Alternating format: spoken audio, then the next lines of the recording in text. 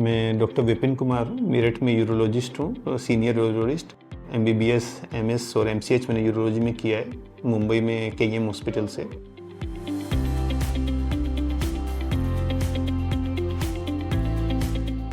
तो उनकी एक कॉमन जो क्वेरी ये रहती है वो ये रहती है कि आप दवाइयाँ जो दे रहे हैं गदूदों के लिए, इससे मान लो हमारा पेशाब भी अच्छे ने आने लगा, तो क्या हमारी सेक्सुअल लाइफ का इस पर क्या फ़र्क पड़ेगा। तो जो अगर हम मोटे तौर पे देखें, इस समस्या का समाधान ढूंढने की कोशिश करें, जो मरीज आते हैं उनकी उम्र बढ़ने की वजह से या फिर साथ में उनको बहुत सारी दिक्कतें रहती हैं, जैसे diabetes, blood pressure, metabolic syndrome, तो ये सब चीज़ें भी रेस्पॉन्सिबल होती हैं सेक्सुअल डिस्फंक्शन के लिए। और हम जो दवाई देते हैं, जैसे कॉमनली जो दवाइयाँ होती हैं प्रोस्टेट के, दो टाइप की होती हैं। एक तो जो यूरिन को अच्छा आने में मदद करती हैं, जिन्हें अल्फा ब्लॉकर बोलते हैं, वो जैसे सिलोडोसिन हो गया, एल्फोजोसिन हो गया, टेम्सोलोसिन हो गया। दूसरी होती हैं जो साइज़ कम करने के लिए हम लोग यूज़ करते हैं, वो 5-अल्फा रिडक्टेज इनहिबिटर होते हैं, जैसे ड्यूटेस्टाइड या फिनेस्ट्राइड वगैरह। दवाइयों के इनके सेक्सुअल साइड इफ़ेक्ट हैं, जैसे कि अगर हम बात करें ड्यूटेस्टाइड, फिनेस्ट्राइड वगैरह जो 5-अल्फा रिडक्टेज इनहिबिटर हैं, ये दवाइयाँ तो इरेक्टाइल डिस्फंक्शन भी करती हैं, इजैकुलेटरी डिस्फंक्शन भी करती हैं, इवन सेक्सुअल ड्राइव को भी, लिबिडो वगैरह को भी कम करती हैं। तो अगर पेशेंट की एज कम है और पेशेंट इंटरेस्टेड है ये सब में आने के लिए, मतलब इसमें कि वो इंटरेस्टेड है सेक्सुअल फंक्शन मेंटेन करने के लिए, तो यूजुअली हम लोग ये दवाई नहीं देते। अब आ जाते हैं हम अल्फा 5 जो ये अपने जो कॉमनली जो ड्रग देते हैं हम लोग, जैसे सिलोडोसिन हो गया या टेम्सोलोसिन या एल्फोजोसिन। एक्चुअली क्या होता है, जो ड्रग्स हैं ये क्या करती हैं, इजैकुलेटरी डिस्फंक्शन ज़्यादा करती हैं रेदर देन इरेक्टाइल डिस्फंक्शन।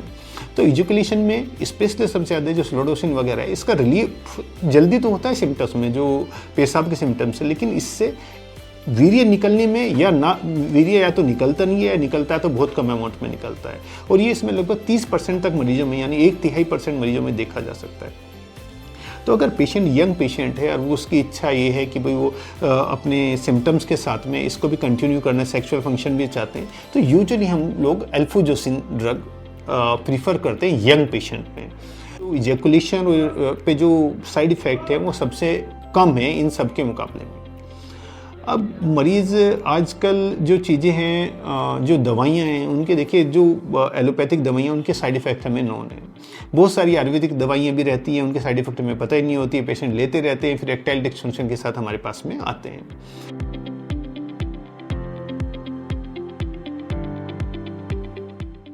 जो बीपीएच है ये केवल पेशाब की समस्या नहीं है, एक्चुअली ये मरीज की पूरी क्वालिटी ऑफ लाइफ को निर्धारित करता है। जैसे कि रात को बार बार पेशाब में उठना, तो उससे नींद खराब होना, फिर मरीज़ को पेशाब करने में ज़्यादा टाइम लगना, पेशाब खुल के नहीं हो पाना, इससे उसका आत्मविश्वास भी कम होता है। दूसरा, बार बार उठ के जाने से नींद खराब होती है, तो दिनचर्या भी प्रभावित होती है।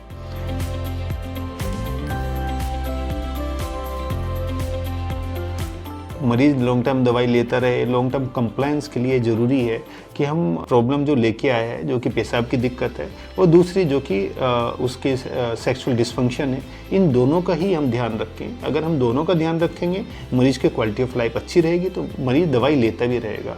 और ये सब चीज़ें का ध्यान रखेंगे तो मरीज़ का इम्प्रूवमेंट होगा, कंटिन्यूस दवाई लेगा, फॉलोअप कंटिन्यूस करेगा।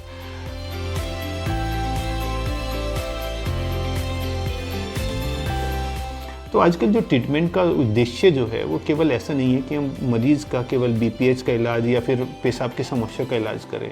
हम ओवरऑल पेशेंट की क्वालिटी ऑफ लाइफ को इम्प्रूव करना चाहते हैं। तो क्वालिटी ऑफ लाइफ इम्प्रूवमेंट करने में एक पैरामीटर तो है कि उनका जो पेशाब खुल के आए, यानी जो हमारे जो स्कोर है IPSS स्कोर वगैरह या यूरोफ्लोमेट्री में जो स्कोर्स है वो बढ़ना चाहिए। लेकिन केवल उतना ही उद्देश्य नहीं है, हमारा उद्देश्य ये है कि मरीज़ पेशाब भी ठीक से करे और उसके जो सेक्सुअल डिसफंक्शन भी ना हो, यानी उसकी सेक्सुअल लाइफ भी नॉर्मल चलती रहे। इस दोनों को मिला के मरीज़ की क्वालिटी ऑफ लाइफ इम्प्रूव होती है।